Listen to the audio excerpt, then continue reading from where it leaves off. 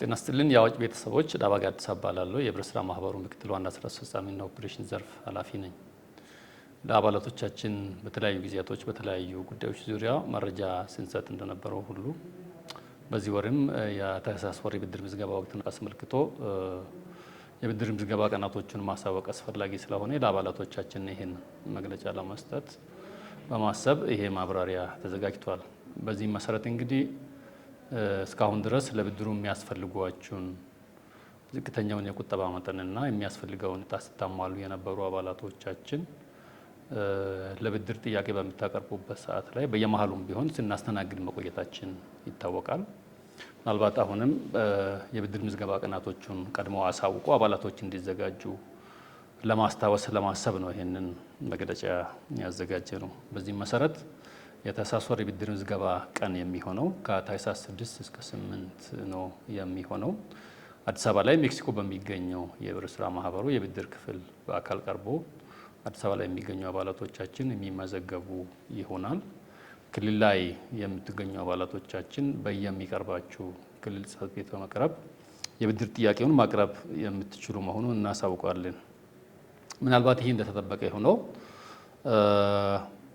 እስካሁን ድረስ ባለው ሁኔታ ለብድሩ የሚያስፈልጓችሁን መስፈርቶች አሟልታችሁ ነገር ግን የብድር ምዝገባ ቀኑን የምትጠባበቁ አባላቶች ካላችሁ የግድ እስከ ብድር ምዝገባው ቀን መጠበቅ አስፈላጊ ላይሆን ይችላል።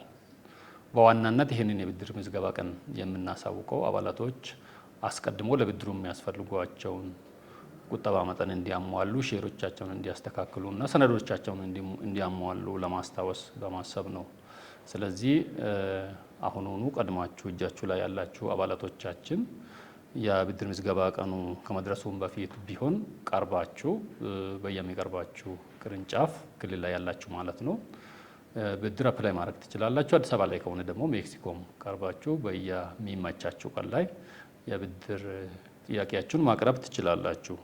ከዚህ ውጭ ግን እስካሁን ድረስ ቁጠባችሁን ያላሟላችሁ፣ ዝቅተኛውን የዕጣ መጠን ያላሟላችሁ የሚያስፈልጉትን ዶክመንቶች ደግሞ እያዘጋጃችሁ እንድትቆዩ በማሰብ እስከ ታህሳስ 8 ድረስ የብድር ምዝገባ ቀኑ የሚሆን መሆኑን እናሳውቃለን። በዋናነት ግን ከታህሳስ 6 እስከ 8 ይካሄዳል። ከዛም አስቀድሞ ግን አሟልቻለሁ የሚል አባል ካለ በአካል ቀርቦ መመዝገብ የሚችል መሆኑን እናሳውቃለን። ምናልባት አሁን ከተሰጡት መግለጫዎች ተጨማሪ ማብራሪያዎችን እንፈልጋለሁ የሚል ሰው ካለ በ6326 ነፃ የስልክ መስመር ወይም በየሚቀርበው ቅርንጫፍ ጽሕፈት ቤት በአካል በመቅረብ መረጃዎችን መጠየቅ የሚችል መሆኑን ለማስታወስ እንፈልጋለን። አመሰግናለሁ።